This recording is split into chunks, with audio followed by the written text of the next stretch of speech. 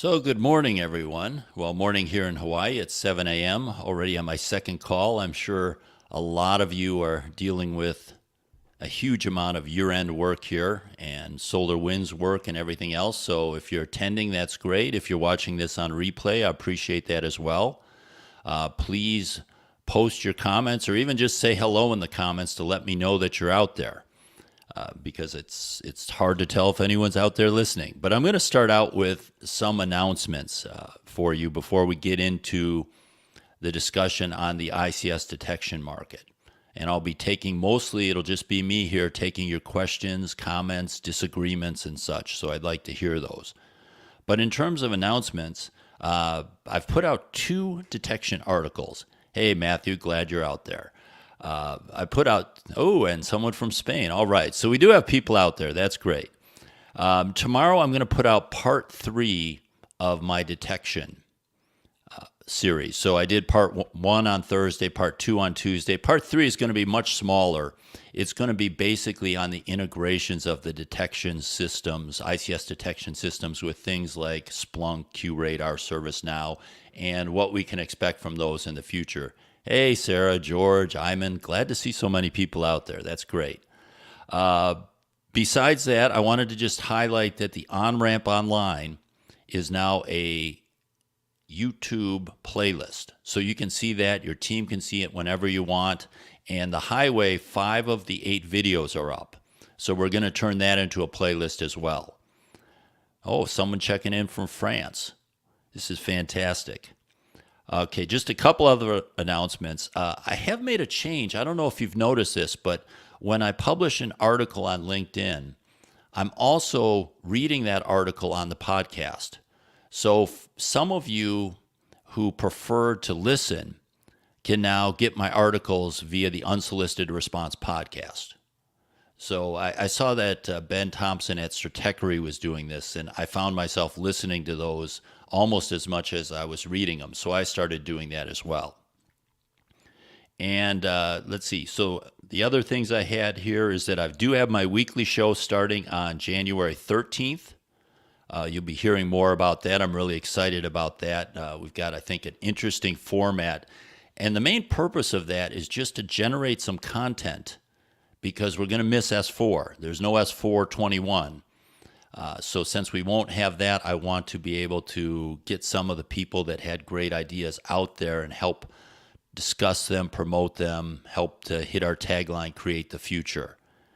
And then I guess the last announcement is this is my last LinkedIn Live for the year. So I am taking questions on the ICS Detection Market, but I also, if there's any other questions, we can talk about those as well. So this is the time now. Let me even put up the little banner here. If you've got questions, send them in. If you want to subscribe to Friday News and Notes, just take a picture of that QR code in the top. That'll get you to the subscribe link. But send in your questions, comments, disagreements. I love disagreements about what I wrote, different points of opinion. But I had a couple to start us out just in case we didn't get something in place. I didn't get any early questions here. So let me start with this. Clint, who is the CEO of ThreatGen, and I'm not going to say his last name because I mispronounce it every time, but Clint wrote me and he said, most of my customers, primarily midstream oil and gas and manufacturing, are either unaware of the ICS brand name monitoring tech or are unaware that they need it. And I think that's important for us to realize. And it's something that I try to write about a lot whenever I'm writing. Probably the people on this live LinkedIn and YouTube live and the people that read the articles and the people that you interact with, we're really early adopters. We're still in a state where most of the industry does not even understand that they need security. They may hear the buzzword, but they're very early in their security program maturity. And even sometimes when we get asset owners coming to us to do some work for them, I'm still surprised that some of them will come up and how early they are, where maybe they've got their network segmented with a firewall, but very little besides that. So the idea that they don't understand that they need a detection product actually isn't news to me. And I think that's something that we need to consider whenever we say this is what the market is. It's really this is what the market is for these products today. The other thing that I think is important when Clint says that they're unaware that they need it. I think that a lot of people actually don't need it. A lot of people should not be buying ICS detection products because they are not in the part or the point in their security program where that's what they should be doing. When you're actually talking about doing detection, serious ICS detection, you're pretty advanced. You should be having your segmentation in place, your recovery under control. You should be having your group policies in place. You don't start rolling out and using a detection product at the beginning. So for a lot of people, a lot of the asset owners, they probably need to be working on security, but this would be something that they might be looking at in year 3 or year 5, assuming they had a really vibrant effort in place. Okay, send in some questions because I've got a couple more here, but then I'm going to rely on you or we'll just close it down early. And it can be on the detection market, but it could be on anything else. Or your opinion, and we'll discuss your opinion.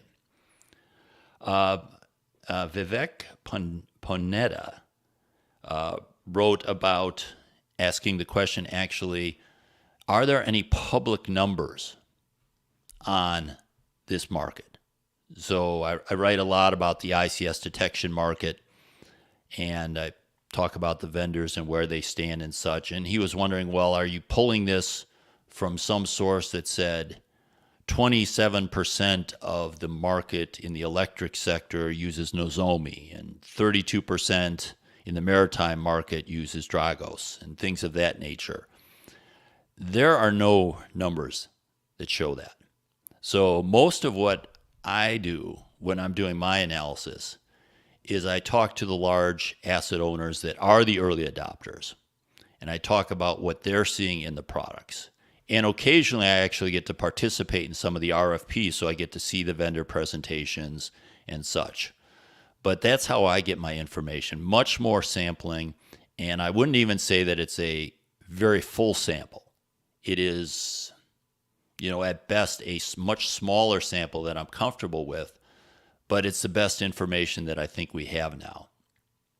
Now, I'm sure if you were in one of those companies, your information set was a lot better, but we don't really get the straight scoop. I don't want to say, I have one person in particular who gets mad at me when I say someone's not telling the truth, but I know that I don't get the truth from these vendors. I don't expect them to be 100% honest with me. I often hear that these vendors say we win 80%, 90%, 75% of all the RFPs, all the tenders, all the competitions that they're in. And it reminds me of Lake Wobegon, where they said all the students are above average, because these people that are directly competing against each other can't all be having 80% success rates. It just doesn't make sense. I did maybe want to take this opportunity when he talked about hard numbers just to rant a little bit about these surveys that I see, because I bite my tongue a lot. When I see these surveys, sometimes they're issued by vendors, sometimes they're issued by Gartner or ARC or somebody like that. The numbers are just crazy. They just are of so little value and so misleading that I rarely see a survey that I put in my Friday news and notes, and I'm tempted to go out there and explain all the things that are wrong with those surveys. I mean, one of the things you see frequently is you see security being the number one most important issue for all these companies in ICS. Yet, if that were actually true, we'd be seeing resources being applied that match that priority. And we just don't see that. So I'm not a big fan of these surveys. I would love to see some good data. If I have to say something good about a survey, I put this in the last Friday ICS Security News and Notes that I thought that the Cisco Security Outcome Survey was really good. And there they actually looked at what controls made a difference in the business outcomes. So every once in a while there's one, but overall I'm not a big fan. Okay, we're getting some questions in. So before going to my next question, let's see what we got here. This is from David Arnold. Hello, David. Is it a good strategy to start from scratch with the detection system in order to get an inventory and know the? Well, I think right there, you're conflating a lot of things. So this is kind of one of the issues with the products is so these products started out as detection products, and then they became something that added a lot more to them. Because people weren't using the detection capabilities, they said, oh, well, we can also do asset inventory. So if you said, is it a good strategy to start from scratch and passively listen to my network to generate a first-level cut of asset inventory and vulnerabilities? Sure. Why not? That's a good process. You could do that with the detection product. You can do that with some asset inventory products. That's fine. I think what you want to look at is what you're really expecting out of the product. And as I've written extensively, I think asset management and detection are two different product strategies. But if you're starting from zero and you say, I just want to know what's going on out there, give me a first level cut, sure, they're very good at that. Now, I think when you get to, based on that, feared business risks and attack scenarios, I think there's probably easier ways of doing that than your detection. I think that's where you look at your architecture, your attack paths through that architecture and such. I don't think you really need one of these tools to understand your business risks and your attack scenarios. Okay, let's get to another one. What region outside the U.S. do you think will be the next leader to adopt detection tools for OS security? This is one where I have to be careful because, again, my visibility is limited primarily to North America and Asia Pacific. And when you say Asia Pacific, I would say there are countries in Asia that are very active. For example, Singapore, very active. Japan, parts of Japan are active. Other countries in Asia, not at all. And then, of course, some in between. I have heard that Europe is waking up some. That it is much, especially with the cybersecurity regulations in place, people are looking at it. I think some of them are making the mistake I talked about earlier. Some of them say, we need to do something. Here's this product we can drop in, and it'll tell us lots of stuff. I think a lot of those companies would be better off spending their money and time elsewhere. They're not at the maturity level where they should be looking at one of these products yet. But I guess to directly answer your question, I think in terms of a sizable market, I think it would be Europe would be next. In terms of pockets of opportunity, it would probably be Asia Pacific, and I think it's already there. Okay, what else do we have? Oh, Ronnie. Hey, Ronnie. He's talking about threat intelligence. I won't read the question to all of you there. You can read it.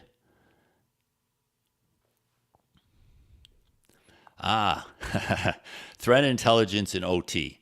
Now, this is, okay, I'm going to make some people angry about this. The threat intel that I've seen hasn't been terribly worthwhile. Now, I think that there could be some threat intel I don't see. I don't subscribe to a lot of the feeds. I see a lot of them secondhand. But most of the ways that people are getting into control system networks are what we know. They're compromising the enterprise. They're writing in a remote access and such. So we're not really learning a tremendous amount about these attack techniques, this behavioral analysis and such on the OT world at this point. And quite frankly, there aren't a large amount of attacks on the OT world to see. Now, I think there's more than what my friend Ralph says. I do believe it's happening, and a lot of it just isn't made public. But the number is not such that we get a lot of information that says, oh, we didn't know they might do this sort of thing. We know what they're going to do. We know how they're going to do it. So maybe you get some advantage with the signatures, the indicators of compromise, and other sorts of things. But this idea that we're going to learn a lot through these playbooks that we can create that we didn't know about before, I just haven't seen that yet. I don't think we're seeing enough variety of attacks where that's going to matter. So I guess my answer to this would be probably not. Probably wouldn't be something I would be terribly concerned about. I think it will grow, though. I think it is an area that is going to grow because we're going to see more attacks. We're going to get more information, and it's going to be more helpful. And maybe if we were a harder target, so maybe if it was harder to actually compromise some of these control systems, maybe we'd see a greater variety of ways that systems are attacked. Okay, Danielle asks another question. Thank you, Danielle. Oh, I love this. CapEx, OpEx arguments to asset owners looking to adopt managed services. Well, I think I want to take a step back and just talk about this CapEx, OpEx issue in general, because one of the problems that we have in our space is the operations groups got very good at every 10 or 20 years going out and asking for a big budget and then saying, don't talk to me. I don't need your help for quite a while after that. So while the IT side has got a tremendous budget, if you're having trouble getting money for OT and you look at what they're spending in IT and what they're spending it on, you'll just be shocked. And really what has happened is operations just doesn't have the experience, the reps, the muscle tone to go out and get budget. And we need to get a lot better at that. I mean, there's no reason that computers should be refreshed so frequently on the enterprise, and yet you can't get your switches upgraded. You've got 10-year-old switches running in your OT environment. So I think that's a big issue there. In terms of the managed services, now it depends what kind of managed service you're talking about. But if we talk about detection, I don't think that the budgetary reason is really the reason to use a managed service as opposed to do it yourself. I think the reason people are going to do managed services is because it just doesn't make sense for most organizations to have the skill level required to do OT detection, and I'd even extend that to OT incident response. It doesn't make sense for them to hire for that because it's not something that happens very often for most of them. It's a very specialized skill that is rarely needed, but when it's needed, it's terribly important. So I don't necessarily want to hire up a team to do this when they're not going to be actually doing anything that would be considered actionable most of the time. So I'm going to want to outsource that for that reason. Not so much, I guess you could say that's budgetary because I'd have to hire that expertise and keep them sitting there. So I think budgetary, it's an easy argument, but I mean, who wants to staff a team for 24/7 monitoring, let alone a team that understands ICS forensics when it's something that happens so rarely? So I think that's the biggest reason for it.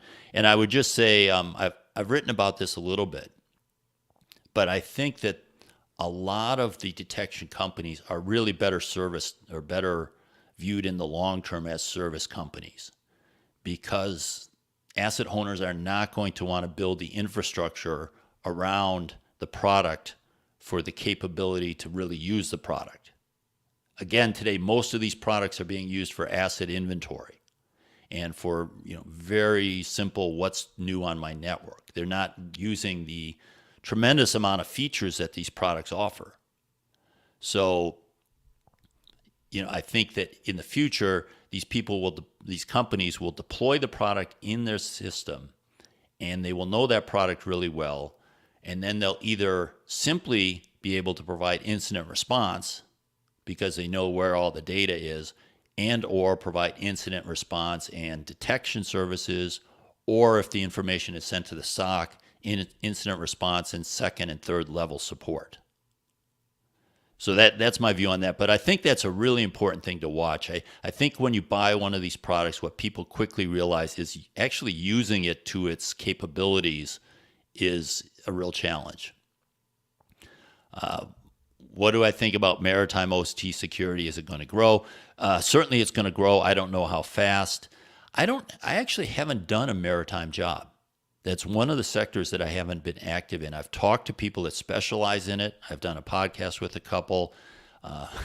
If I were to look at it, I put it kind of in the same maturity level as building management systems, building automation systems. It's very, very early. I think it's a good area to go into. And I talked about some of these companies, some of these niche vendors, the tier 3. They could potentially pick one of these verticals, and they could put all their content in the maritime language, and they could go to the maritime events and such. And I think that's a valid strategy for some of these. I mean, just because you're a niche vendor doesn't mean that's a bad thing. It just means you're never going to get big. You're going to be a 20 to 60 person company with a decent product and a good customer base in a small niche, either geographical or a vertical sort of niche. So yes, it's going to grow, but I wouldn't expect it to explode. It's still very early, and the business case isn't quite there like it is for the electric sector. I think it's got a long time to go. I mean, I think you'll see manufacturing go much faster than you'll see maritime. Amen. Let's read what he's got to say.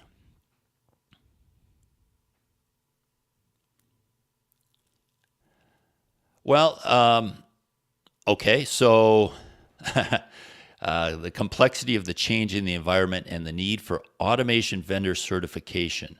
I'm not sure what you mean by automation vendor certification. Maybe you can clarify that, Ayman. But threat detection solutions are easiest to implement. So if we're talking about, these detection solutions that we're talking about, just because it's easiest to implement doesn't mean that it's of great value. I mean, we have the direct parallel in the enterprise world. A lot of people in the 2000s, the early 2000s, bought IDS systems because they're easy to implement, right? You connect them to spam ports on switches. You bought it. Now I have detection. And what are you really doing? No one was looking at it. The things were just rolling, and no one looked at it. So yes, you succeeded. You deployed a security product. You can tell your management you deployed a security product. But what have you really accomplished? Okay, so I don't buy that argument that easy to implement is the way to look at it. What I try to measure any work we do, any possible solution, if I'm talking to an asset owner, I would say, think of efficient risk reduction. So for the next hour or dollar or euro I'm going to spend on security, where am I going to get my maximum risk reduction? Now, oftentimes the ease of implementation is a major factor of that, right? So the cost is low, so the return doesn't have to be as high as something as, say, replace all my PLCs. There the cost is high. Maybe the risk reduction is significant, but it might not be your most efficient risk reduction. So I don't really buy that. I don't buy that. And I'm a little worried actually about that kind of approach. So we might disagree a little bit about that. Now, Iman says that automation vendor certification, he means automation vendor approval. And I assume that you're talking about patching here. And to me, if you see my ICS patch paper, I wish I had a link to it to put up, but if you saw my ICS patch paper, you would see that I'm not a big proponent of patching. I think that you patch a small number of things frequently, and the rest of them just are patched during outages. Because if a device is insecure by design, patching it doesn't achieve much. If you're in the zone and it's got insecure by design protocols and devices, once you're inside the perimeter, patching doesn't really stop the attacker. So automation vendor certification of patches is not something that is, I would love to see it. They should be doing it. Many are doing it for their Windows patches. But to me, that's not a major issue. I did want to note for you here. Let me put up this link.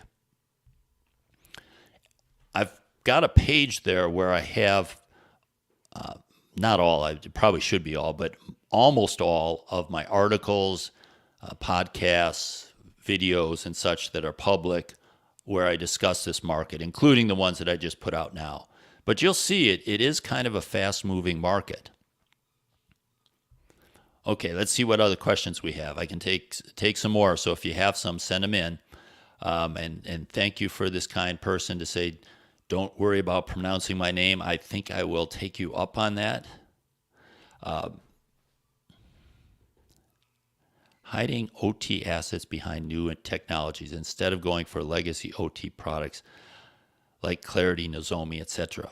I'm sorry, I'm probably not a knock on that product, but I am not familiar with that product. And I don't even know what you mean by hiding OT assets behind new technologies instead of going for legacy OT products like Clarity, Nozomi. I guess the funny thing about this is it really shows you how fast the market is moving when someone is calling OT products like Clarity, Nozomi, etc. as legacy OT products. Okay, here we go. A little bit of clarification, Fryman. Even for configuring a port on a switch, automation vendor approval was always still required. Okay, so this is an interesting discussion. We had back in we had a mining vendor. I won't mention their name, but the video's out there. But we had a large mining vendor come in. I think it was S4 2013, and they were talking about how Emerson, the Delta V team at Emerson, and a couple other vendors were not allowing them to virtualize their servers and workstations. They said, if you do this, you break the warranty. If you do this, bad things are going to happen and such. And they went ahead and did it anyways because they said it's our system. And they said, and you're really not going to support us if we call for help. Now, they were a giant, so there was no way Emerson was going to walk away from this client and say, sorry, you're not supported. They maybe would have used some financial pressure to say if they needed support that they would ask for something. But this approach, I think asset owners need to be pushing back on this. Because especially when vendors are doing such a bad job, if they're not doing a good job maintaining your system, then they should not have the control and the final say-so for maintaining your system. If you're buying them as a managed service, then you should hold them to account to do the things that are good security practice, the things that you want them to do. So they can't have it both ways. They can't say, you can't touch the system, but we're not responsible for doing a good job on your system. So I have always encouraged my clients to push back on this, and they have many, many times. Now, I would like to say I was always successful. I would like to say it always changed. Oftentimes it didn't, and oftentimes the asset owner, my client, would say, we just can't risk it. If they won't let us do it, we won't do it. So I understand that. But so I appreciate your argument there, but I would say this is an area we need to work on as an industry, that you can't say you can't do things and then also say, but we're not responsible for this really crappy deployment. You can't have it both ways. Okay, a couple more questions here. Do you think that OT detection solutions will go all the way for IoT and IIoT detection as well? I think they'll be different. I think there'll be different type of solutions. I think if you want an answer as to what that's going to be, I think you look at the Microsoft solution. I think what they're doing with their edge devices and the cloud services is what you're going to see with IoT and IIoT, things outside the perimeter wall. I think that's going to be treated differently. it's going to be treated differently both in how it's integrated into the control system. And I've seen some really nice papers and work from Brian Owen on OSI Soft on this, with the idea that you've got this separate IoT zone that is not part of the ICS zone. So I think it's going to be separate that way. And I also think the detection solutions are going to be separate, and they're more geographically dispersed, so it's a little harder to get the data. So I think you will be working more with something, as I said, like Azure. And what do I think about the future of this solution for 5G and private LTE industrial networks? Well, we're already seeing this. I mean, you already see a lot of SCADA systems using APNs provided by Verizon here in the United States and other places, just because they're so inexpensive. So when you say, oh, we were using satellite and now, first of all, they're taking away that system, or we were using lease lines. I mean, we have some pipeline vendors customers who used lease lines for a long time and they just can't get them. The carrier's actually taking them away, or where they're legally not allowed to take them away, they raise the rate up so high that it's no longer feasible. So they move to this mobile data, and the price is just a fraction. I mean, it's like 10% of what they were paying before or less. And that is the opportunity. So if the price is so low, you now have the opportunity to say, okay, we can do that, because they're going to do it anyways. So we can do that, but we have to spend some money on security. And even with that security spend, the company still saves so much money. So I would say, I think that answers that question. But if not, put in another comment. I want to address this one because this is funny. This is one of the areas where Joe Weiss and I go back and forth. Why are there not many layer 0 detection solutions?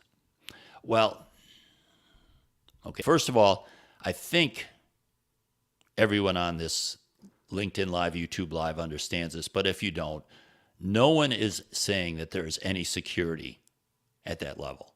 There just isn't. Okay.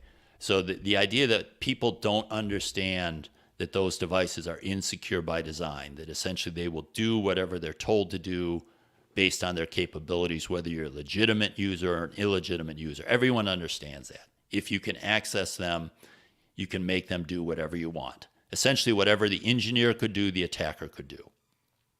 So we all understand that. The reason why there are not many layer 0 detection solutions is when you look at the level of effort required to do that, the expense required to do that, and the risk reduction you achieve for that expense, it just doesn't make sense. There are much better ways to spend your money to reduce risk. Doesn't mean there's zero risk there. But if someone has gotten that far, I mean, if we're still dealing with the PLCs that connect to these devices, and if I can attack a PLC, and then the PLC can tell it to do whatever it wants to do, I would much rather see my security at level 1. I mean, we started out with the security perimeter, then we started putting security in level 2. Now we're starting to see signed firmware and secure ICS protocols at level 1 over Ethernet. And that's progress, but still we're in the baby steps. We're not even at 1%. I mean, there are solutions out there, but they're not implemented. Getting down to level 0 or layer 0, I mean, it doesn't make any sense. And again, I think we have to separate. Yes, there's no security there, but if we do that, if we're going to spend resources, is that where we should put them? And I think I'm sure you can find a situation where it makes sense, but in most cases, no. Now, I do want to pivot on this, though. I think the eventual solution to this is going to be process variable anomaly detection. So this would be where you're bringing back the data to the cloud, and you've got your digital twin, and it is actually saying, wait a minute, this does not make sense. This data cannot be right because the process cannot work in that mode. And they've identified these non-obvious correlations through machine learning algorithms that said, wait a minute, these things are correlated. So if these measurements are this way over here, they can't be that way over there. And I see a lot of power in that. And I'd encourage you, if you're interested in that, to look at the Digital Ghost presentation from, I think that was from S4 X19. So if you go to YouTube and Google S4 Digital Ghost, you'll go right to it. But there is an example of it. And in that case, they were actually not only detecting when a sensor didn't make sense, but then they were actually feeding what the right answer should be back to the control system. Now, GE has a huge advantage in this case. It's their system, it's their hardware, it's their turbine. It is their control system. And they have the digital twin that's fairly consistent across most of their deployments. Okay, so they can do this. The real challenge, and I think this is a big research area, is a way of making process variable anomaly detection easy to deploy and implement across a variety of different types of systems. I mean, I was just an hour ago, I had an early conference call. I was talking to an asset owner that had about 100 sites, and each one of them was different. So for them to do process variable anomaly detection, they would have to have a digital twin for each one of those sites, do machine learning on each one of those sites, and that's where we're really stuck. So we're not stuck on whether this is effective or not. There's been presentations showing, and I've seen modeling, if you take the time to understand the system, you can do this today. The problem is, so far it just hasn't scaled. I think our best hope is that if digital twins become so valuable for other reasons that they get put in place, then we can leverage that digital twin to do process variable anomaly detection. And going back to your question, Yuri, that's how we're going to solve the layer 0 detection solution problem. Okay, let's look at, okay, so we have some other people chiming in on that. That's great. Do you think of a systematic secured gateway with protocol rupture and embedded IDS, IPS? I'm losing you here. We're going to have a talk offline because I can't quite get what you're saying here with protocol rupture. But I mean, we do have secured gateways. We do have them with embedded IDS, IPS. Those things exist. We're seeing more and more segmentation of networks. I've had some clients that have actually said, should we be doing zero trust? And in fact, zero trust or SDN or that sort of thing. And some of them, again, they're not at the right place, but they should be thinking about it, but it's too early for them. I haven't seen anyone do that yet where it actually makes sense. But I think we're getting there. But again, I'm going to actually contact you offline because I want to figure out what this is, and maybe we'll answer that. Okay, I like this. 62443 NIST. Are there any open source references available for OT security policy templates? Boy, that's a good question. I'm trying to think. I don't think that there was an effort out of New York that had a secure procurement guideline document, but I don't think they had the policy templates. You might, open source, you might want to look at Langner.com. He had those. I don't know if he's made those open source yet. I think they're actually available, but there's some limitations on how you can use them. But you might want to do that. Other than that, if anyone knows of any, please put something in the comment, because I don't know of any besides what Ralph has done. I don't know of any out there. And I guess it's correct that, or not correct, but I think what I would worry a little bit with these templates, and this was the problem that the secure procurement language had, is that people tend to write these really long policies. And so if you're getting an open source one, they're thinking, well, we need to include everything. We have to have every possibility, like they did in this RFP language that they developed. The problem is then people lump all that in there, and that's not a very usable policy. So if you do find a template, please make sure it makes sense. Make sure you mean everything you say. Probably the best advice I can give you from writing a policy, because it was funny, when I left NSA back so long ago, back in 1990, One of the first things I had to do was write a security policy for a company, and I wrote this beautiful policy. I mean, it was 80 pages long. It covered every possible thing. It was a thing of beauty. And boy, if you followed this policy, you would have a super secure company. And of course, it was a complete disaster because it was completely impractical. It was much too long. It was made no sense. Too many things that you had to do. So the way I suggest policies today, to write policies today, and what I do is whenever I write a policy statement, a must or a shall, I always write a corresponding audit statement with it. And what I find typically is then I'll find some of my policy statements just were not auditable, and in that case, not usable, because then the end user is like, well, how do I know if I'm actually doing this? So if you're not writing musts and shalls that are auditable, then it's not a policy. And if you don't plan on people holding people accountable to that, then it shouldn't be in there. Then it's in a guideline document. So really for your policies, make sure you only put things in there that you as a company, and you have support for this, that you're committed to following through. Okay, good. We've got some good answers. Thank you, Brandon. Thank you, Iman. Thank you, Ronnie. Good comments. I appreciate all those.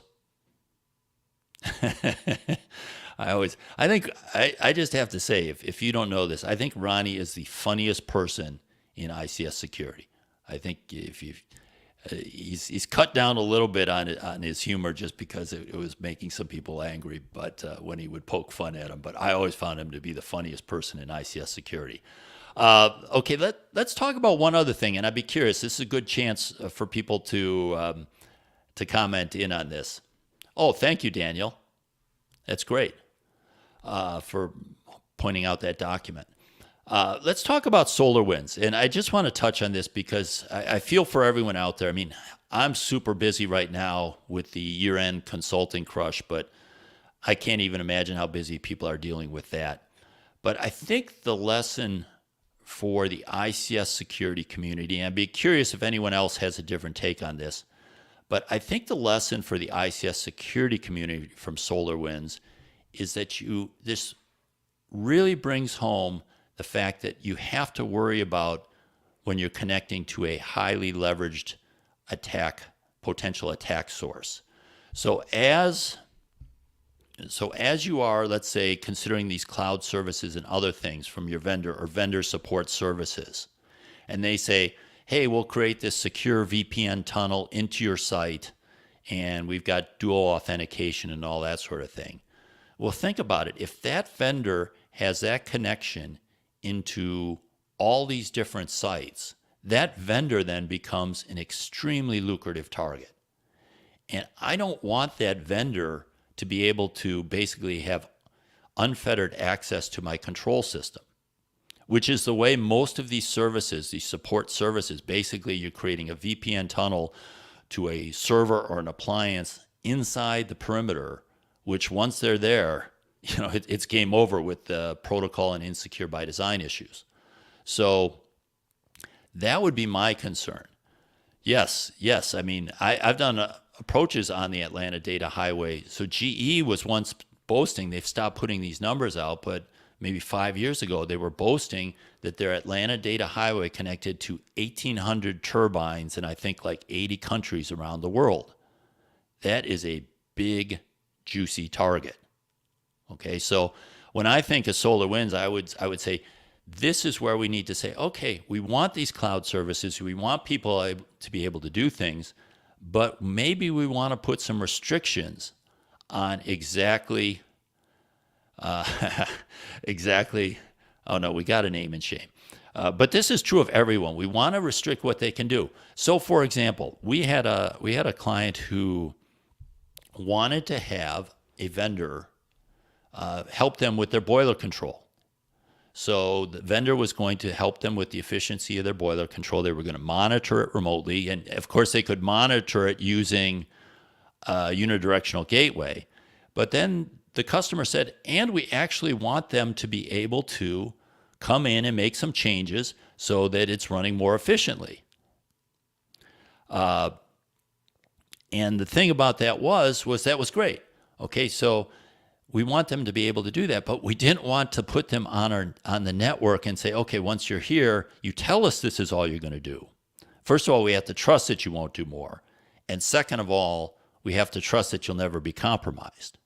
So instead, what was done was we essentially said, okay, we're going to put a Tofino in place that restricts you to only going to this one device with these function codes to these objects, and you can set it within this range. And so they could provide the service that they wanted. They weren't happy, but they could do exactly what they wanted and no more. And I think now that we're seeing the SolarWinds, I hope this drives asset owners to say, wait a minute, should we be allowing this high-value target, because they have access to so many other high-value targets, should we be allowing them into our system to do anything? Or should, at the edge, should we be saying, these are the things you're allowed to do? Now, I will tell you that this is something that the cloud service providers, most of them, there may be exceptions, really hate for two reasons. One, it's more work. It adds more complexity to the whole project. And second of all, it limits what they can offer in the future. Because previously they could say, well, we're doing this, and then they could say, oh, now we're offering you this thing, and watch, we can just do it for you. But now they would actually have to change that edge device. And I almost view it as like a Chinese menu where you can pick some from each. So you could say to your cloud service provider, this is what I want you to do. You can do this and this and this and this. And by the way, I can test that that's all you can do. And that's really where I think we need to go. So to circle back, short answer is SolarWinds should make us in the ICS community rethink the connections we have to people that are very high value targets, because they would allow the adversary to compromise many systems instead of just us.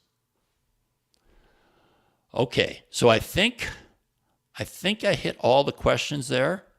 As I said, this is going to be my last LinkedIn Live for the year. I've got a show coming up. It's going to start on, let me see here, on January 13th.